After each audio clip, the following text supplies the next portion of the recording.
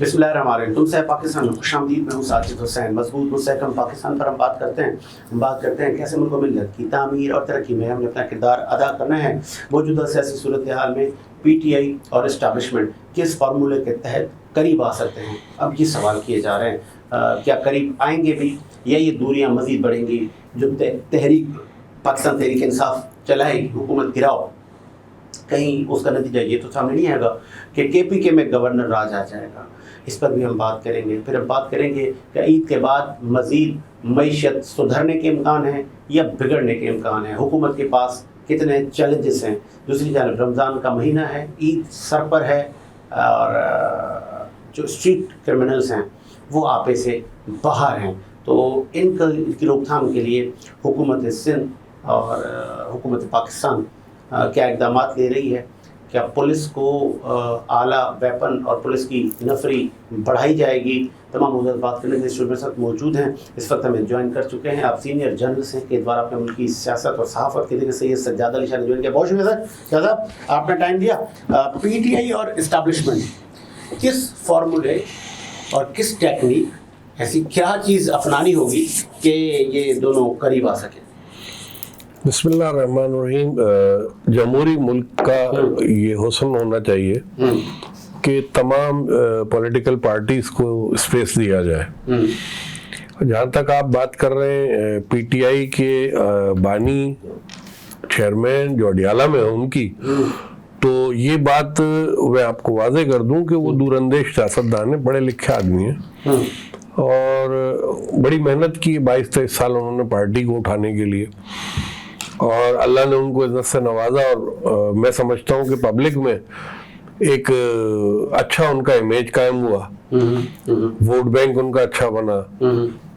तो उसका जो सही इस्तेमाल था वो इसलिए नहीं हो सका कि उन्होंने अपनी जो सियासी टोकरी थी उसमें अंडे बड़े गंदे डाल लिए, उन लोगों को शामिल कर लिया साथ में जो ऑलरेडी मैं समझता हूं कि वो दूसरी पार्टियों से बगावत करके आए थे। तो मैं कहता हूं कि अगर कोई एक जगह बगावत कर रहा है तो वो दूसरी जगह भी कर सकता है, और वो खुद भी कह रहे हैं इस बात का, बाकायदा वो अल्लाह बात कर रहे हैं कि मेरे कुछ लोग जो हैं वो मुनहरिफ हुए हैं या वो गोदों में बैठ गए हैं, दूसरे लफ्जों में।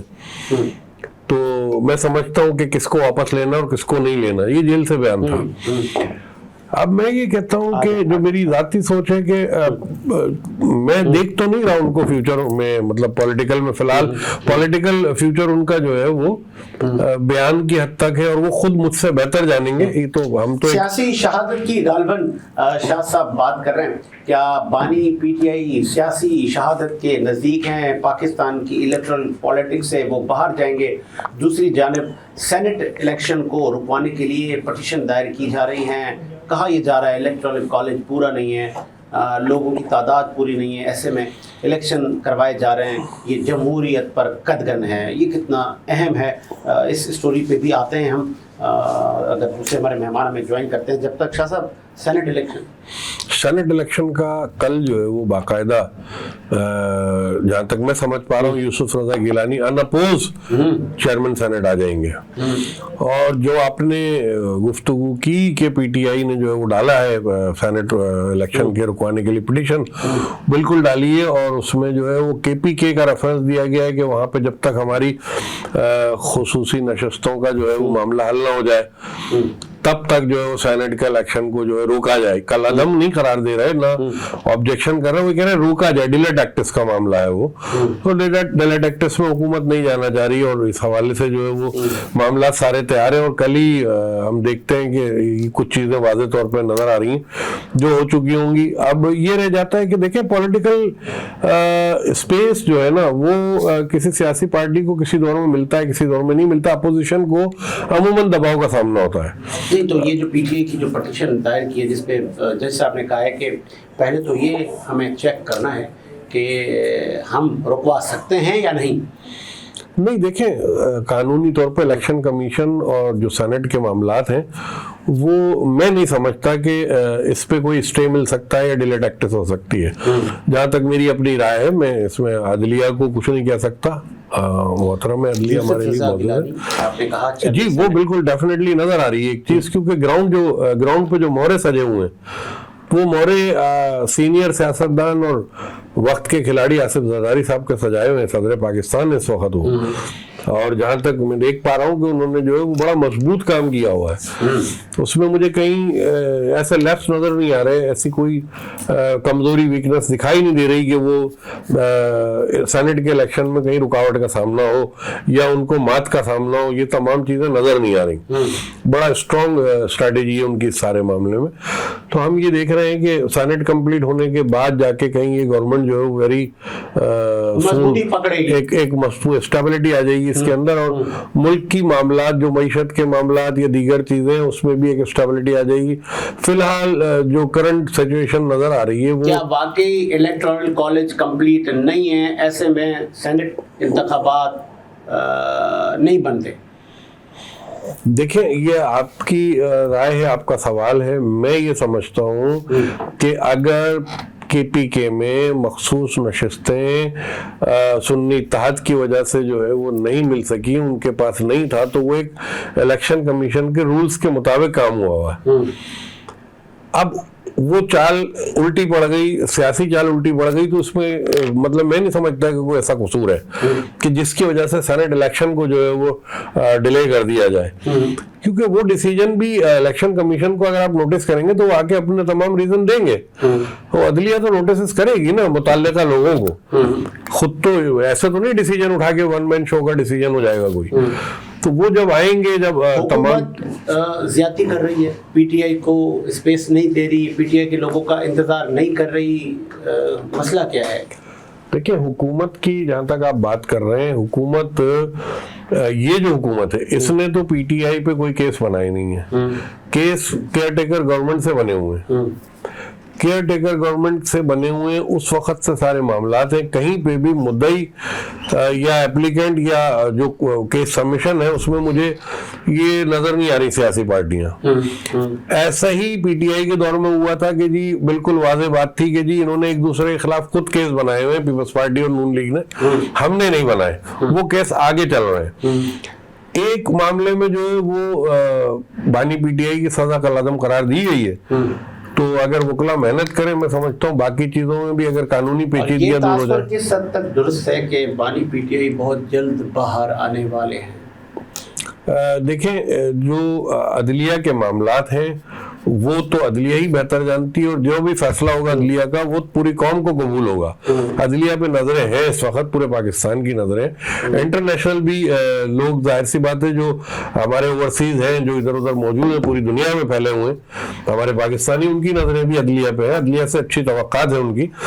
लेकिन जो 9 मई वाले मामलात हैं उसमें मैं PTI की क्लियरेंस देख नहीं रहा। अच्छा, मुझे नजर नहीं आ रही, जाती मेरा अपना कौन है ओपिनियन है का मास्टरमाइंड और उसको क्या सजा दी गई? देखिए, PTI कहती है तहकीकाती कमेटी बनाई जाए, ऑलरेडी कमेटियां बनी हुई, ऑलरेडी मामला चल रहे हैं, ऑलरेडी जो है आपको पता है कि आर्मी एक्ट के तहत भी काम हो रहा है, ऑफिशियल एक्ट के तहत भी, सीक्रेट एक्ट के तहत भी काम हो रहा है। तो ये चीजें तो सामने आएंगी ना, नताइज तो सामने आएंगे। कौन है सर 9 मई का मास्टरमाइंड? 9 मई का देखिए, मैं आपको बताऊं कि जिस वक्त कारकुनान किसी भी सियासी पार्टी के उनमें करंट होता है, वो वार्म अप हुए होते हैं, तो वो कोई ना कोई ऐसा हो जाता है, लूज एक्टिविटी हो जाती है। लेकिन ये बड़ी अजीब एक्टिविटी थी जिसमें क्या हुआ कि हमें पूरी दुनिया के आगे शर्मिंदा होना पड़ा। इसमें हमारे जो शौदा की अरवा है उनको तकलीफ पहुंची है। वो चीजें हिट हुई हैं जो कि इंडिया पूरी जिंदगी सोचता रहा कि हम यहाँ पे किसी तरह कोई हरकत कर बैठे, कोई साजिश कामयाब कर बैठे। रॉ ने कोशिश करी, मोसाद ने की, CIA का भी मैं यह नाम लूंगा, सब ने मिलकर की, वो नहीं कर पाए।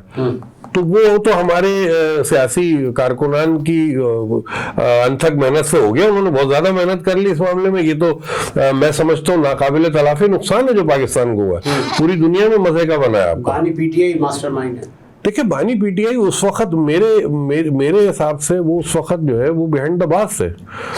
तो अब जो मुकामी रहनुमा लीड कर रहे थे इस पूरी मामले को, हालांकि मैंने उनका एक बयान सुना था बानी पीटीआई का कि जब नाजायज मुझे गिरफ्तार किया जाएगा तो उसका रद्द-ए-अमल तो आएगा। हाँ।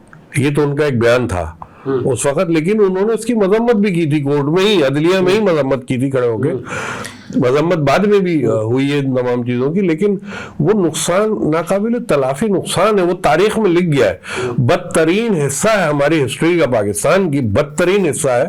और मैं कहता हूँ कि इससे पहले मैंने कभी, मेरी खुद इतनी एज हो गई, मैंने कभी नहीं देखा कि इस हद तक कोई एक्सट्रीम पे जाता है कि अपने मुल्क की बदनामी जो पूरी दुनिया में करा दे। ये बड़ा अफसोस का मकाम है। बहुत खूबसूरत बात की शाह साहब ने। और प्रोड्यूसर साहब मुझे ब्रेक का करें, ब्रेक लेते हैं, ब्रेक के बाद हाजिर होते हैं।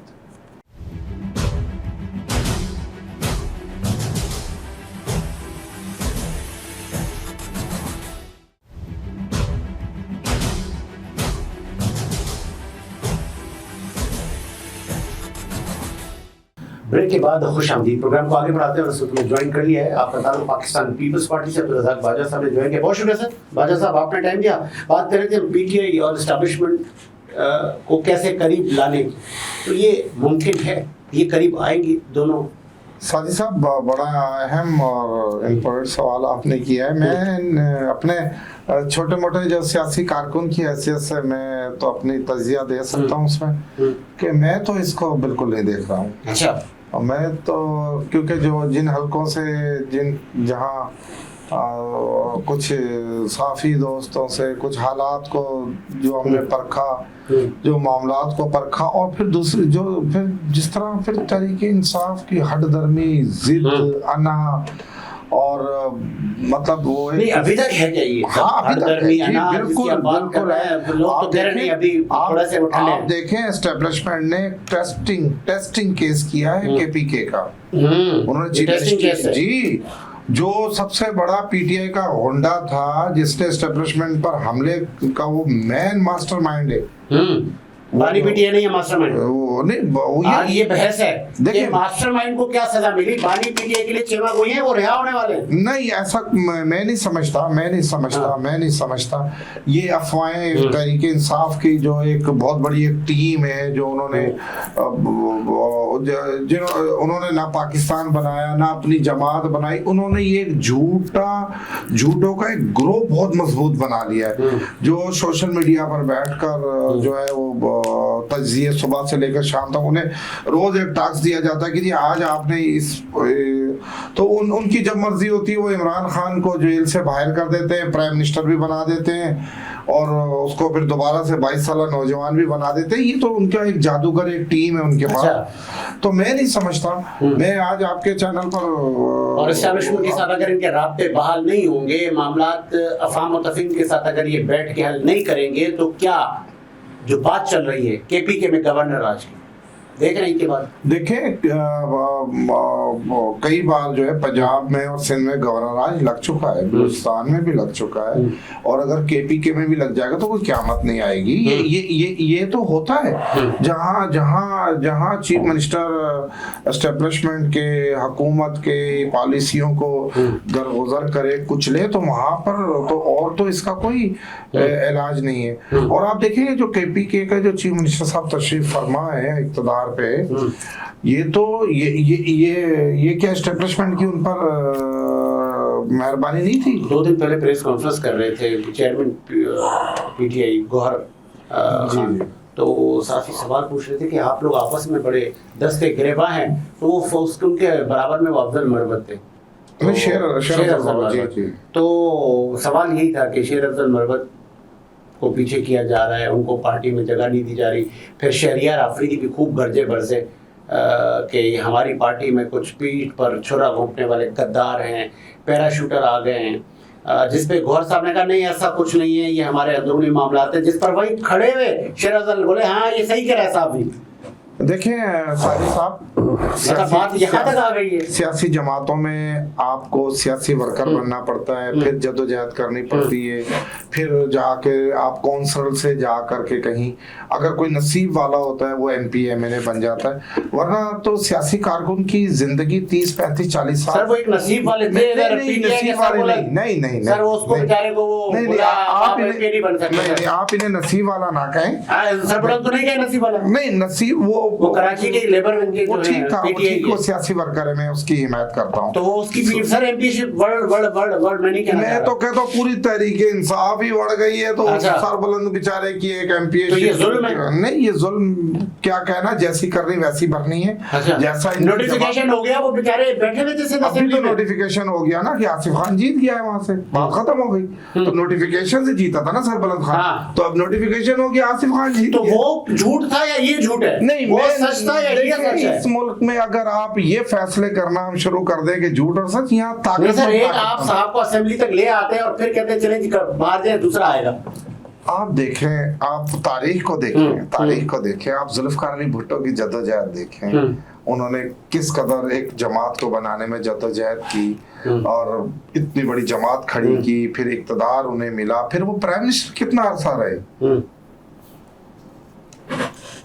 2 साल उन्हें प्राइम मिनिस्टरशिप नसीब नहीं और फांसी लग गई, उन्हें जान देनी पड़ गई। भाई सियासत कोई मजाक नहीं है, ये कोई खेल गुड़िया गुड्डे का कोई खेल नहीं है। मतलब यहाँ पर जो जीत जाए वो भी खुश ना हो? नहीं, यहाँ पर कोई भी खुश ना हो। अच्छा, जीतने वाला और हारने वाला अपनी जो है। अच्छा, वैसे हमदर्दियां आपकी सरबलंद के साथ हैं या कि आसिफ खान के साथ हैं? नहीं, मैं किसी जाती तौर पे मैं किसी का नाम नहीं लेना चाहता। मैं ये कहता हूँ कि PTI के बानी ने ना खुद के साथ अच्छा सलूक किया, ना सरबलंद जैसे लोगों के साथ, ना उसने पाकिस्तान की आवाम के साथ अच्छा सलूक किया। आप देखिए कि 25 साल उसने तहरीके इंसाफ के कारकुनों को गाड़ी की लाइट के पीछे लगाए रखा। कहता था कि मैं गवर्नर हाउस गिरा दूंगा, मैं तालीमी निफाज कर दूंगा, मैं करोड़ों नौकरियां दूंगा, मेरे दौर में बाहर से लोग आया करेंगे बिजनेस और कारोबार और नौकरियों तलाश करने के लिए पाकिस्तान। और वो कहता था कि जी मैं साइकिल पर जाया करूंगा प्राइम मिनिस्टर हाउस, जिसने तारीख ने क्या फैसला किया, जिसने 15 किलोमीटर का फासला भी हेलीकॉप्टर से तय किया। और वो शख्स कहता था कि मैं इस कौम की तकदीर बदलूंगा। वो शख्स कहता था कि मैं रियासत मदीना बनाऊंगा जहां हर किसी को इंसाफ मिलेगा, जहां इदारे जो होंगे वो ताकतमंद होंगे, जहां जो करप्शन का नामो निशान नहीं होगा। तो आप देख लें, ना उसने जूते छोड़े, ना घड़ियां छोड़ी, ना उसने बटन छोड़े। तो बातें करने को तो बहुत सारी बातें, प्रोग्राम किसी और तरफ चले जाए। मैं ये आपके प्रोग्राम में कहता हूँ कि एस्टेब्लिशमेंट कत्तन मैं अपने सियासी तजर्बे से कहता हूँ, हो सकता है कि ये मेरा तजर्बा ना इतना रहे। कत्तन एस्टेब्लिशमेंट जब तक इस मुल्क में GHQ कायम है, जब तक इस मुल्क में 7 लाख मुसल्लह फौज कायम है, वो तहरीके इंसाफ को या इमरान तहरीके इंसाफ को शायद इस पे थोड़ा बहुत मिल जाए, इमरान खान को इस पे। तो इमरान खान कोई भारतीय रॉ का एजेंट है? उससे भी बढ़कर उसने काम किया है। अच्छा, क्या भारत ने हमारे GHQ पर हमला किया? क्या भारत ने हमारे मतलब मास्टरमाइंड बानी PTI? बिल्कुल है, इसमें कोई शक है क्या? आप देखिए, हमें सबसे पहले अवली तरजीह हमारा मुल्क है, हमारी मुसल्लह फौज है। तो फिर क्यों बहस चिड़ी हुई है बाहर आने वाले को? वो यही मैंने आपसे कहा ना। अच्छा, कि ये कुछ भी कर सकते हैं। ये जो है ये वो कहते हैं ना, वो बिल्ली को ख्वाब में छिछड़े। हाँ। अगर PTI की सोशल मीडिया टीम या उनके जो करीब तरीन लोग हैं, अगर इस तरह के शोशे ना छोड़े तो उनके साथ कौन रहे?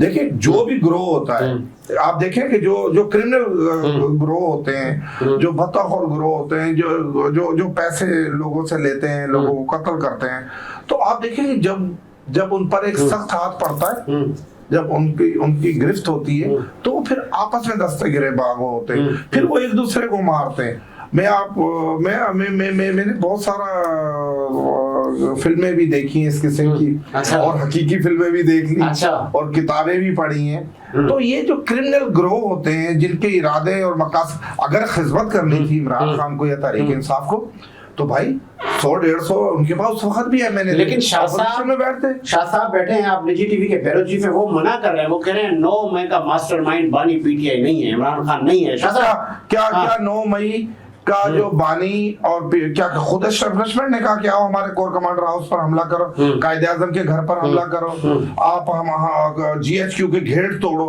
यानी वो जीएचक्यू जहां से परिंदे उड़ते हुए भी सोचते हैं कि कहीं आवाज बीट ना हो जाए। अच्छा चले, शाह साहब क्या है आपको फिर ऐसा क्यों लगता है कि बानी पीटीआई नहीं है मास्टर? सबसे पहले तो मैं बाजवा साहब को करेक्ट थोड़ा सा करना चाहूँगा। पाक फौज जो है उसकी तादाद वो 12 लाख 4,000 तकरीबन है ना, है, और एक्टिव जो है वो 6.5 लाख में आते हैं, रिजर्व के अंदर अलग है, ठीक है। मैंने पाक आर्मी की वो 7 लाख की जो वो बात है वो एक अलग है।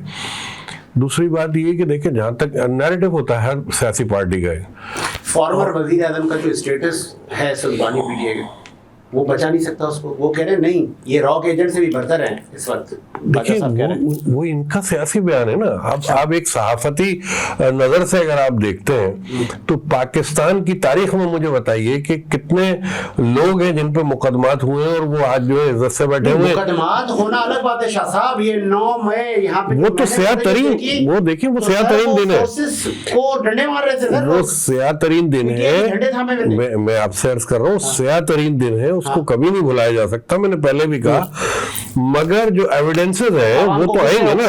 चेयरमैन ने उस वक्त के, देखिए चेयरमैन ने तो 2 लफ्ज कह दिए थे ना, वहीं से उसी वक्त उन्होंने कह दिए कि जब मेरे साथ ऐसा कुछ होगा तो आवाम रद्द अमल तो देगी। अच्छा, ये तो उन्होंने कहा। फिर उन्होंने उसकी मजम्मत की, ठीक है। आज वो उससे मुकम्मल तौर पर डिनाई करते हैं कि जी वो हमारे साथ बहुत बड़ी साजिश हुई है और कमेटी बनाई जाए। तो इस पे जो तहकीकात हो रही है वो अपने मंतकी अंजाम को जाएगी। पाकिस्तान की सियासत में बहुत कुछ हुआ है, अभी भी मुमकिन है हो, मुमकिन कुछ भी है यार। 3-4 साल बाद नवाज शरीफ साहब वतन वापस आए, वो वजीर आजम बनने आए थे। देखिए वो हो गया, क्या फिर 2-3 साल बाद बानी पीटीआई बाहर आके वजीर आजम नहीं बन सकते? उसमें एक चीज मैं देख रहा हूँ जो मेरी अपनी सोच है, वो नवाज शरीफ के साथ जो भी मुकदमात थे उसके ऊपर कोई ऐसे मुकदमात नहीं थे जो ये पीटीआई का मामला है 9 मई वाला। ऐसे मामला किसी सियासी पार्टी के नहीं हुए तारीख में। ये बड़े इंतहाई खतरनाक किस्म की सूरत है। भूल रहे हैं सर, अल जुल्फकार भूल रहे हैं आप? नहीं, मुझे याद है। अल जुल्फकार क्यों भूलूंगा मैं? अंजाम क्या हुआ था? क्या उनको अच्छी नजर से देखा जाता था, या उनके खिलाफ कार्रवाई नहीं हो रही थी, या उनको फूलों का हार पहनाया गया था? ऐसा कुछ भी नहीं है। पर उसके क्या असरात हुए? पीपल्स पार्टी ने ऑन ही नहीं किया उसको, अल जुल्फकार को ऑन ही नहीं किया। उस वक्त की एस्टैब्लिशमेंट ने इल्जाम तो लगाया, तो वो लगाए। देखिए एक पार्टी जो उस वक्त रियासत चला रही थी उसने ऑन नहीं किया, वो ऑन करने वाली बात कहती थी कि इससे हमारा कोई ताल्लुक ही नहीं। बिल्कुल ऐसे ही पीटीआई के लिए 9 मई से हमारा कोई ताल्लुक ही नहीं। देखिए फिजिकल प्रेजेंटेशन एक आदमी की होना, और फिजिकल प्रेजेंटेशन एक मॉब की होना, बड़े मॉब की। मॉब को लोग चलाते हैं, कोई ना कोई चलाता है। अच्छा। मॉब ऐसे नहीं चला करते। उस मॉब को मुकामी क़यादत जो बाहर थी वो चला रही थी। अब उसके अहकामात अगर इमरान खान ने दिए तो तहकीकात में वाज़ेह हो जाएगा, छुपेगा कुछ भी नहीं। ये टेक्नोलॉजी का दौर है, एक आपकी कॉल भी नहीं छुप सकती, एक आपका मैसेज नहीं छुप सकता। ठीक है, चले। अगर 9 मई किसी और दुनिया के, मैं कहता हूँ बांग्लादेश में भी अगर की, छोटा सा मुल्क है ना बांग्लादेश, हम उसे कमजोर मुल्क कहते हैं, अगर ये बांग्लादेश में भी 9 मई किसी सियासी जमात ने किया होता, आज तक वो अपने अंजाम को पहुंच चुकी होती। मैं तो अभी भी हैरान हूँ इस एस्टेब्लिशमेंट पर, इन अदालतों पर, इन सियासी जमातों पर, कि ये अभी भी कह रहे हैं कि इमरान खान इस 9 मई के केस में मुलव्वस नहीं है। लोग अभी भी इस तरह की क्या असर आई है यार, दूध में मक्खी नजर आ रही है। लोग, मैं नहीं समझता कि इस पर भी कोई की जाए। इस जमात को तो 3 कालादम महीने बैन के करते अंदर कालादम करार दे करके इनके इसमें मुलव्वस उनके जो भी लोग हैं मैं गौहर खान कह रहे हैं इलेक्टोरल कॉलेज अरे पूरा नहीं गौहर है, खान जुम्मा सेनेट के इलेक्शन आप लोग करवा रहे हैं। गौहर खान को सियासी कारकुन ही नहीं कहता, वो तो बस वो पीटीआई के लोग नहीं है, सेनेट इंतखाबात हो जाएंगे कल, फिर यूसुफ रजा गिलानी चेयरमैन सेनेट बन जाएंगे जो नजर आ रहा है। इंशाल्लाह तो फिर ये जमहूरियत पे वो कह रहे कदगन है कि क्या कर हमारी अक्सरियत होगी तो हम जीत जाएंगे। तो पीटीआई के लोगों का इंतजार करें ना, उन्होंने पिटीशन फाइल की, क्या लेकिन इंतजार जज साहब का जवाब सुने। देखें पीटीआई का जितना इंतजार लोगों ने करना था ना 25 साल कर लिया।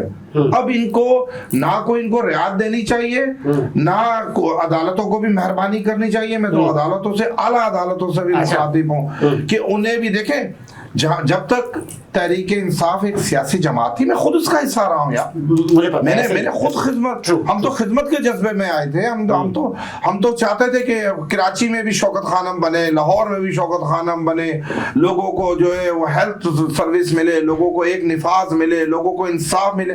हम तो ये ख्वाब लेकर आए थे।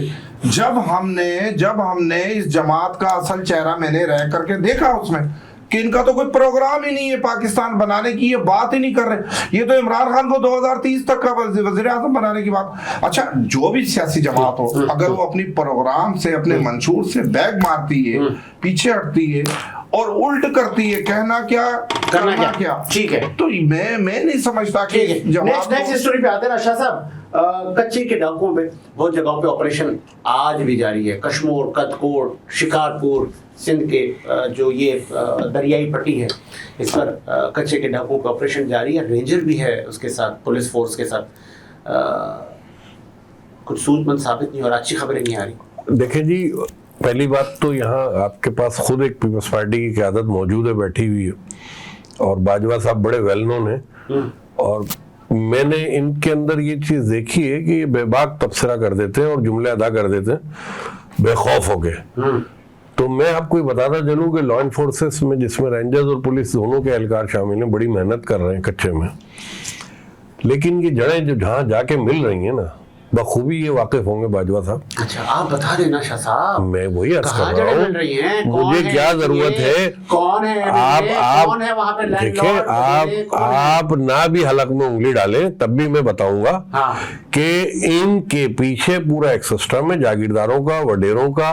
मैं कहता हूँ इस वक्त का हो सकता है कि MP MNA जो बन चुके, देखिए 70 हज़ार वोट एक जगह से पीपल्स पार्टी को कलेक्ट हुए, जैसे मेहर साहब का आप इलाका रख लीजिए, ठीक है। तो जब इतना बड़ा वोट बैंक उनका है, वहां आपको आप समझ सकते हैं कि कोई एक्टिविटी उनकी परमिशन के बगैर हो जाएगी। कैसे कच्चे में डाकू जो एक्टिविटी कर रहे हैं, वो देना पकड़ के लोगों को निकाले ना। पीपल्स पार्टी का काम, पीपल्स पार्टी का पूरे सिंध में होल्ड है, बड़ा मजबूत होल्ड है। काम तो नहीं है। आप क्या बात कर रहे हैं? नहीं, आप क्या बात कर रहे हैं? जब लोग अगवा होते हैं तो मेरे जराए मुझे बताते हैं कि उनकी बार्गेनिंग और उनकी बाजियाबी किस तरीके से होती है, मैं सब जानता हूँ। मेहर सर एशिया के बड़े बिल्कुल है, बिल्कुल, अल्हम्दुलिल्लाह अल्लाह ने उनको इज्जत से नवाजा है। वो लोग, वो वडेरे, वो रहनुमा मुकामी पीपल्स पार्टी के, वो MP MNA, वो चाहें तो कच्चे के ऑपरेशन में बड़ी जल्दी कामयाबी मिल जाएगी। जब तक वो नहीं जाएंगे नहीं मिलेगी। वो चाहे क्या उनका कॉपरेट नहीं है, मुझे नजर नहीं आ रहा। मुझे ये दिख रहा है कि वहां पे हमारे यहाँ से जो इस वक्त फोर्सेस जाके काम कर रही हैं, हमारे एहलकार शहीद हो रहे हैं, उनको भी नुकसान पहुंच रहा है, लॉ एनफोर्सेस की गाड़ियों को भी नुकसान पहुंच रहा है, और कच्चे के डाकू तो यार महीने में 4 अगवा कर रहे होंगे। आपके शहर कायद के अंदर रमजान में 18 लोगों को जान से और माल से महरूम कर दिया गया। पीपल्स पार्टी जवाब दे। मैं आता हूँ इस पे, मैं असल में पक्के पे मैं बात दूंगा, जरा मैं पहले कच्चे की सूरत हाल पे बात कर लूं। दोनों लास्ट में मैंने स्टोरी रखी थी, हुकूमत वक्त हमारे साथ बैठी है सर, चौथी बार सिंध में मुसल सर। उसके बाद भी शाह साहब ने कई इल्जामात लगा लिए आप पर, मैं मजीद नहीं लगाऊंगा। मैं साजिद साहब आपको बताऊं कि कच्चा जो है वो खाली सिंध का मुकद्दर नहीं है, वो पंजाब, सादकाबाद, रहीम यार खान, राजनपुर, ये पंजाब का हिस्सा है। शिकारपुर, घोटकी, कंदकोट, कश्मीर, ये हमारे सिंध का हिस्सा है। फिर बिलोचिस्तान का हिस्सा भी इसमें आ जाता है। ये 3 सूबों का कच्चा है, ये कोई खाली सिंध का कच्चा नहीं है। सही। अच्छा, नंबर 1 तो ये बात। नंबर 2 ये है कि ये जो कच्चे में जो डाकू पैदा हो रहे हैं या कोई फैक्ट्री लगी हुई है, उसकी एक वजूहत सिंध में है, जो मैं समझता हूँ कि मेरे शाह साहब हमारे सीनियर साफी भी हैं, जर्नलिस्ट भी है, इस एग्री भी करेंगे और डिसएग्री भी करना है कहा के।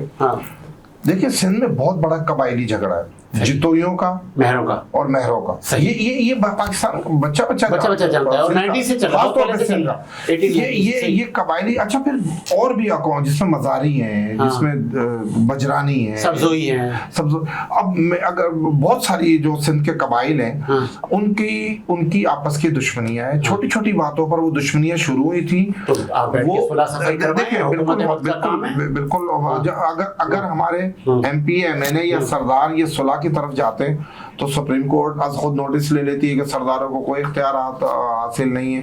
हालांकि मैं कोर्टों का जो निज़ाम है उसकी मुकम्मल हिमायत करता हूँ एक पाकिस्तानी होने की ऐसे, लेकिन मैं समझता हूँ कि वो डिले टैक्टिक होता है, उसमें जाकर के मामला सालों साल उसमें मजीद रंजिशें पैदा होती, और जो सरदार बैठते हैं चंद दिनों में वो मामला जहाँ 100 खून 50 खून हुए हैं लोगों के फौरी हल हो जाते हैं। बताइए आप।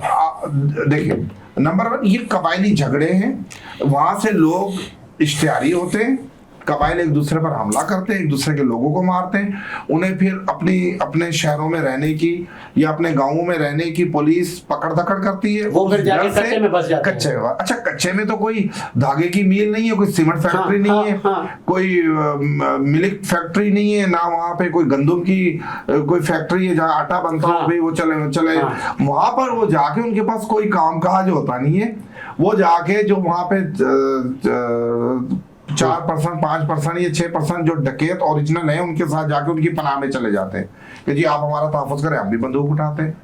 तो मैं ये समझता हूँ कि सिंध में कबायली झगड़ों को खत्म करवाना चाहिए, उसमें सबको उसमें अपना कबायली मामलात को तूल देने में जागीरदारों का, सरदारों का हाथ है। देखिए सरदार जागीरदार और इनसे तो आप सिंध को आजाद करवाना चाहे तो मैं समझता हूँ अभी आपको 1000 साल चाहिए। 1000 साल में इतनी तहकीक है आपकी? जी मैं तो देखिए आप तो फिर पीपल्स पार्टी अवामी पार्टी सर, आप किस तरह गौस बख्श खान मेहर की सरदारी को चैलेंज कर सकते हैं? आप किस तरह जितोइयों की सरदारी को, जिनके कबाइल है, जिनके लाखों लोग हैं, वो MNA MPA बनते हैं अपने कबाइल से, जो तल्ख हकीकत है ना, मानो ना ये इन्हें आप डंडे से नहीं, इन्हें आप वही एक तरीका है।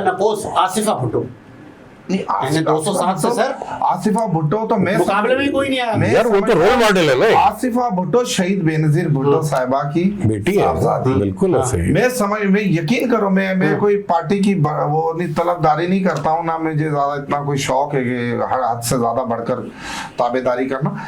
वो कराची से भी अगर किसी हल्के से लड़े ना, अच्छा, तो वो अनअपोज आ सकती है। वो लाहौर से भी लड़े, उनमें खून है बेनजीर साहिबा का, उनमें जुल्फकार अली भुट्टो शबी है बेनजीर। चले बहुत खूबसूरत बात की शाह साहब। आखिरी स्टूडियो मेरे पास मुस्तफ़ा कमाल साहब कह रहे हैं 3 महीने के लिए फौज बुलवा ली जाए। वो तो ऐसे बोल रहे हैं फौज की कमांड वो करते हैं, क्यों बुलवा ली जाए भाई? हालात बेहतरी की तरफ जाएंगे। नहीं, किस हवाले से बुलवा ली जाए? कुछ सैलाब आ गया, कुदरती आफत आ गई है कराची में, पुलिस और रेंजर से मामला कंट्रोल में नहीं आ रहे। भाई देखिए मेरी बात सुने, ये तो मतलब ये है कि कोई मक्खन किसी के हाथ से गिर जाए फौज बुला ले। यार ये स्ट्रीट क्रिमिनल है, स्ट्रीट क्राइम का मामला है और फौज मौजूद क्यों होगी उसके अंदर? रेंजर्स आपके पास है, आपके पास पुलिस है, आपकी सीटें हैं, आपका एक वोट बैंक है, आप मुतमईन हैं? देखिए हम कह रहे हैं पुलिस से क्यों मुतमईन होंगे? रमजान में हमारे 18 शहरी जान से गए, तो फिर डकैती मज़ाहमत में, तो रेंजर्स है। आप जो है वो अपना जो उसको क्या बोलते हैं, अपनी मैनेजमेंट देखें कि हुकूमत में आप तो बैठे नहीं है, तो आपको इस वक्त फौज को आवाज देने की जरूरत पड़ रही है।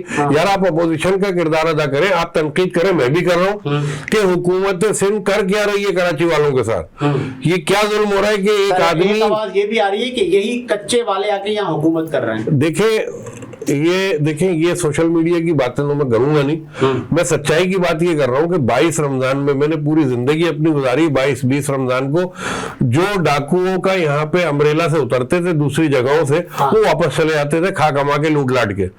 ये पहली ईद है कि अब हम ईद मनाने के लिए बैठे हुए हैं और डाकू रोजाना अपनी वारदातें कर रहे हैं, शहरी रोजाना मारे जा रहे हैं, रोजाना माल और जान का नुकसान हो रहा है। शाह साहब आज 3 डाकू देखिए, रोजाना पुलिस मुकाबले हो रहे हैं। क्राइम रिपोर्ट मेरे पास 11 बजे रात को आना शुरू होती है, सुबह 6 तक आती है, लेकिन मैं नहीं समझता कि मेरे एक शहरी से भी ज्यादा कीमती वो 6 डाकू है। बिल्कुल ठीक कहा आपने। ये क्राइम काबू होना चाहिए। लोग अपनी तनख्वाहें लेके अपने बच्चों को शॉपिंग कराने जा रहे हैं, लूटे जा रहे हैं, जाने दे रहे बिल्कुल यहाँ मार देते हैं सर, मार देते हैं, जख्मी करके जा रहे हैं। खौफ है उनके अंदर कि यार ये पीछे आएगा, इसको फायर तो मारो ही मारो। लूट भी रहे, मार भी रहे। अच्छा, अब सीसीटीवी फुटेज का फुकदान है तो इसमें गवर्नमेंट का कसूर है।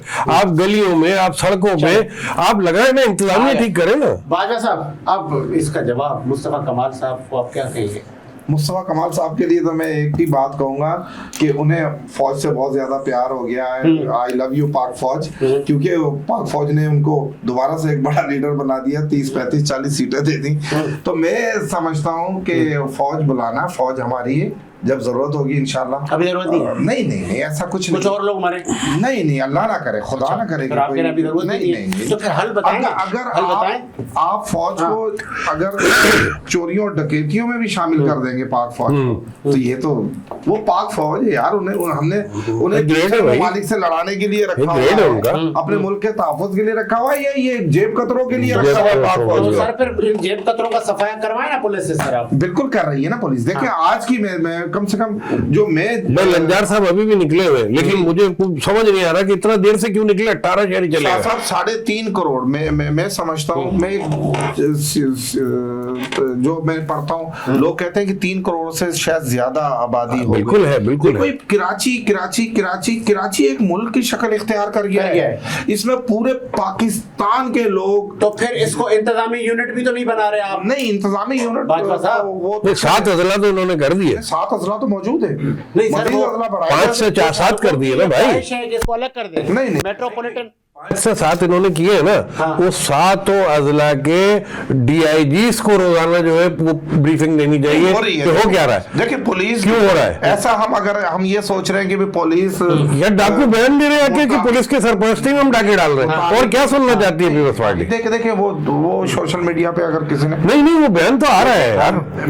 मैं जो लाशें देख रहा हूँ रोजाना जो पुलिस मार रही है, आप देखें सोशल मीडिया पर, उनकी भी मेरे पास आज अभी भी मौजूद है आज की। तो मैं समझता हूँ कि पुलिस अपना काम कर रही है, लेकिन उस रफ्तार से नहीं कर रही। इस पर मैं बिल्कुल एग्री शाह साहब की, जिस तरह इन्हें करना चाहिए, बर्क रफ्तार काम करना चाहिए। ये जराइम जहां से पैदा हो रहे हैं, इन्हें जड़ से उखाड़ना चाहिए। मैं IG साहब से भी गुजारिश करूंगा, मैं वजीर दाखिला साहब से भी गुजारिश करूंगा, और मैं कराची की आवाम से भी गुजारिश करूंगा कि आप भी इनका मुकाबला करें। और जिस तरह से कई जगह शहरी इनको मार भी रहे, इनको शहरी भी मार रहे हैं, पकड़ के पुलिस के हवाले कर रहे हैं। एक जुमला साजिद खाली इनसे बात करूंगा, हुकूमती बेहतरीन आपने नुमाइंदगी करवाई है भाई। हमारे गरीब शहरियों को पैसे नहीं है गलियों में स्ट्रीट कैमरा लगाने के, मार्केटों में CCTV कैमरास नस्ब करवाए, पूरे शहर में लगवाए, सेफ सिटी कैमरास। इसका बेहतरीन हल है। डाकू को खुद पता है कि मैं यहाँ आ जाऊंगा, आज नहीं कल पकड़ा जाऊंगा, हर एक जगह से ये हल है। देखे इतनी बड़ी डिप्लॉयमेंट पुलिस की नहीं जा सकती, हर शहरी के दरवाजे पे खड़ा हो जाए। आगे आपका पॉइंट। और लंजार साहब, होम मिनिस्टर सिंध, आपने भी ये सुन ली होगी गुफ्तगू, और आपकी नुमाइंदगी भी हो गई। आप शहरियों के तहफ़्फ़ुज़ की लिए निकले हैं, बहुत अच्छी बात है, रियली अप्रिशिएट। ये रमज़ान से लेके ईद का सफ़र, बहुत जानों का नुकसान हो गया।